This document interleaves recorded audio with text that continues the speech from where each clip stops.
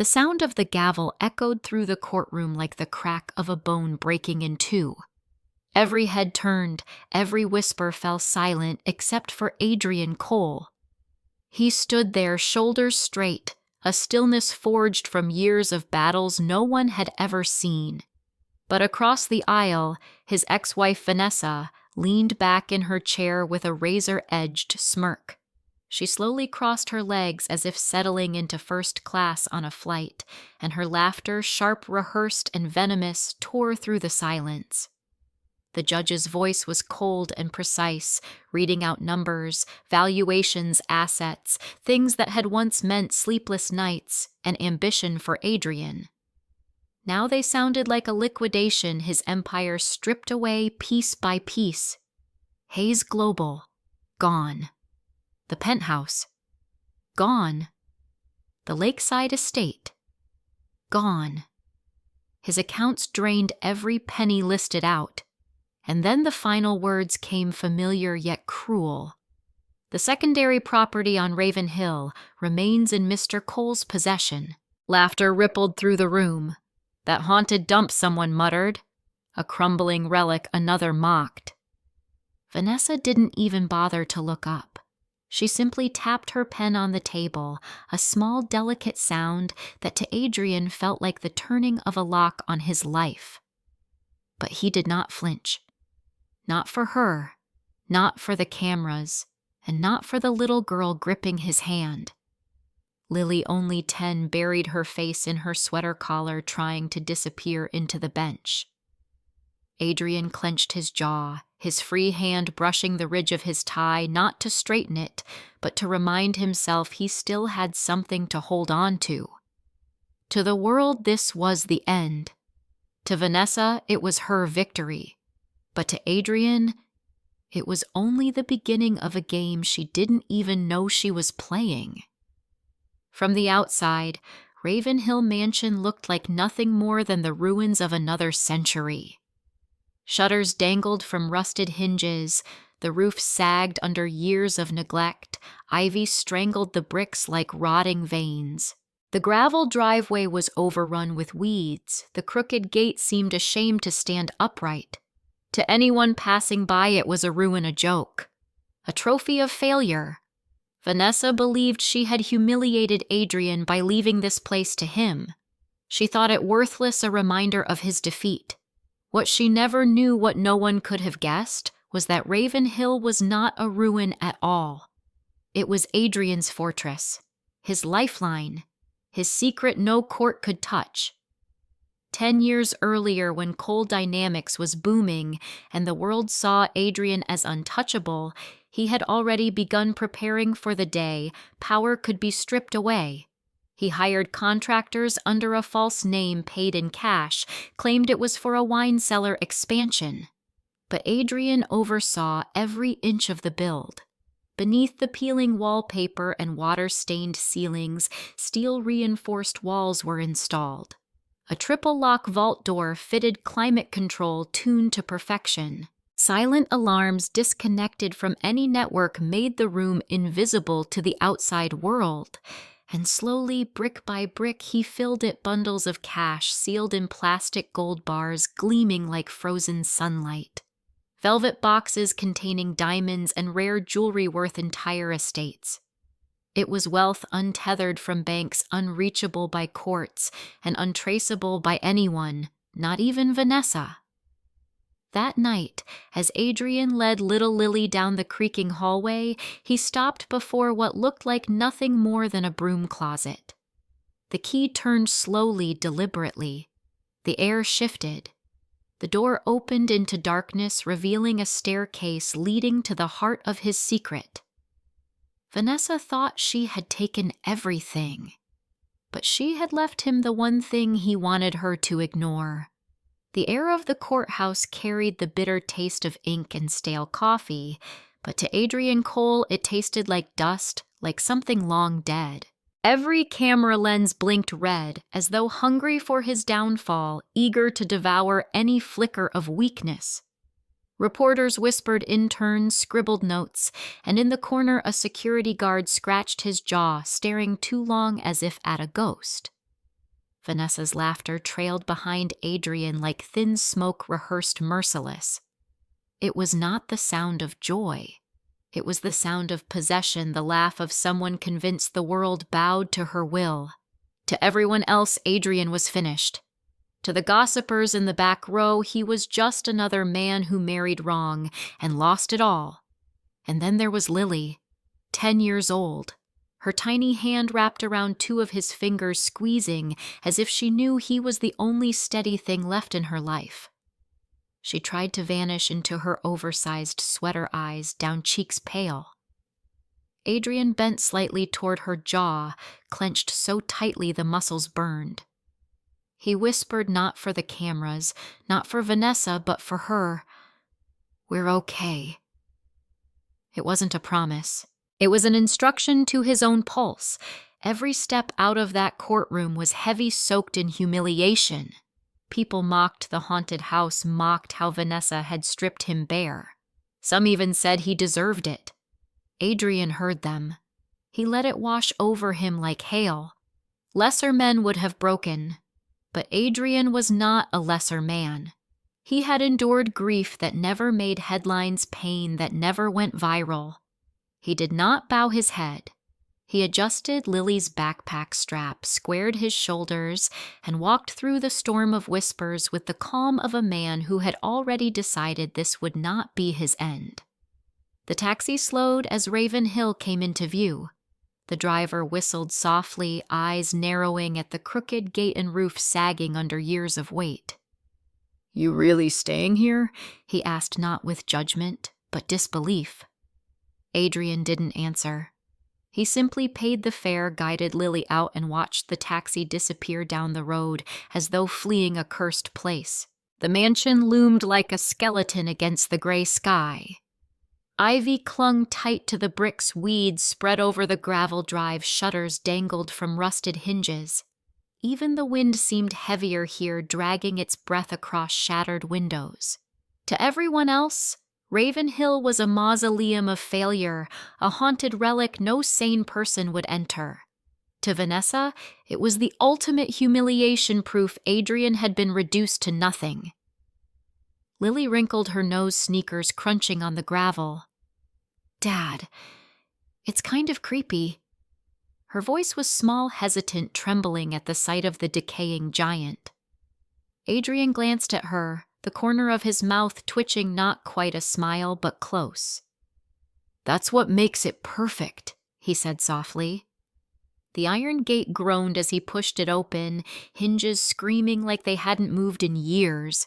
Inside, the air reeked of damp wood and old earth. Wallpaper curled away in strips. Rain stains marked the ceilings, and somewhere deep in the house, a loose window banged in the wind, echoing like a sigh. To the world, it was ruin. To Adrian, it was privacy. Freedom. The one place untouched by courts, media, and Vanessa's greed. This was no end. It was the beginning of his resurrection. The deeper they went into Raven Hill, the colder the air grew. Their footsteps echoed on warped floorboards, each creak carrying the weight of decades. Lily clung tighter to her father, her wide eyes darting toward peeling wallpaper and shadows that seemed alive. But Adrian walked with purpose, his hand brushing the old brass key he had carried for years, a key Vanessa never knew existed. Down a narrow hallway that seemed endless, Adrian stopped before what looked like nothing more than a broom closet. Dust caked the handle paint, flaking away in tired strips. To Lily, it was just another piece of ruin. But Adrian's grip tightened. Slowly, he slid the key into the lock.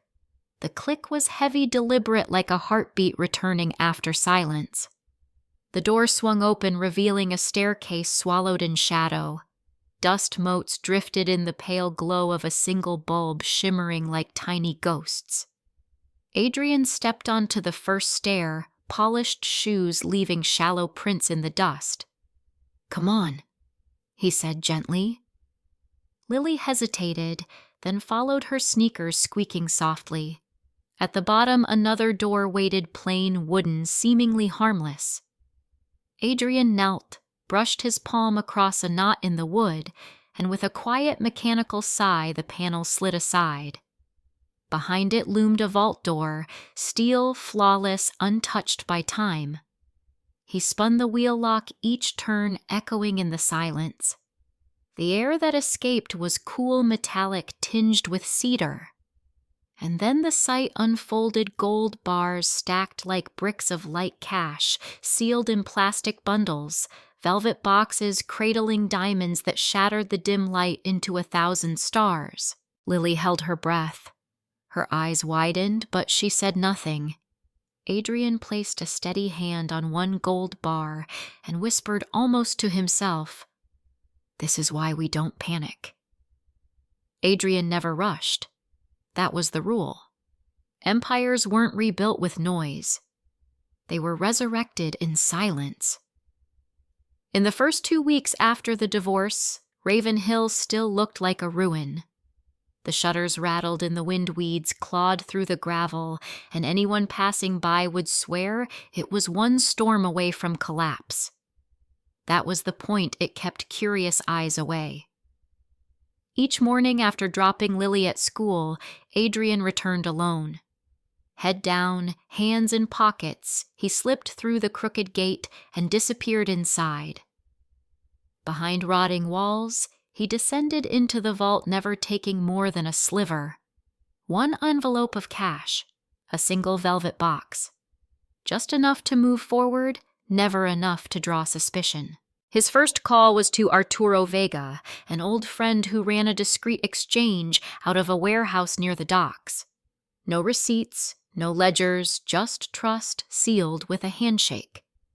Arturo's eyes widened when the first diamond slid across the table, glittering under the warehouse lights. "Man, you've been holding out on me." Adrian only smiled faintly. "I've been patient." While Vanessa strutted through galas in new gowns, sipping champagne under chandeliers, Adrian moved like a shadow. He bought into an underperforming logistics company no one cared about, a slice of stock in an energy firm whose CEO owed him a quiet favor, a small investment in a struggling tech startup most ignored, but Adrian knew it would explode in 2 years. The gossip in coffee shops grew louder. Vanessa doesn't know what she's doing with Hayes Innovations. She's in over her head. But Adrian never fueled the rumors. He didn't need to. His silence was strategy. His moves were invisible threads weaving the foundation of an empire only he could see.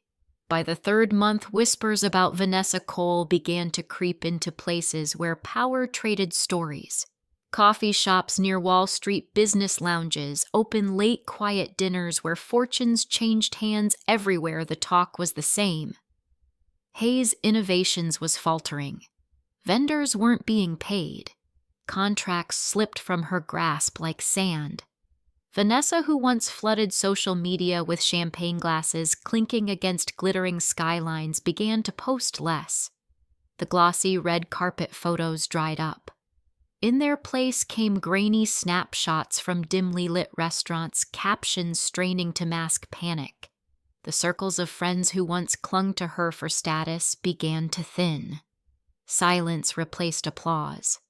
Distance replaced loyalty. Adrian observed without gloating. From Raven Hill, he heard the news not because he sought it, but because people loved sharing bad tidings about someone who had wronged you. It was like feeding bread to ducks, casual, careless, cruel. Even Lily overheard it at the corner store, 2 women near the frozen section whispering, "That Vanessa." She took everything from her husband, and now she's about to lose it all herself. Lily's eyes flickered toward her father, a shy grin tugging at her lips, as if to ask whether karma was real. Adrian raised one eyebrow, expression calm.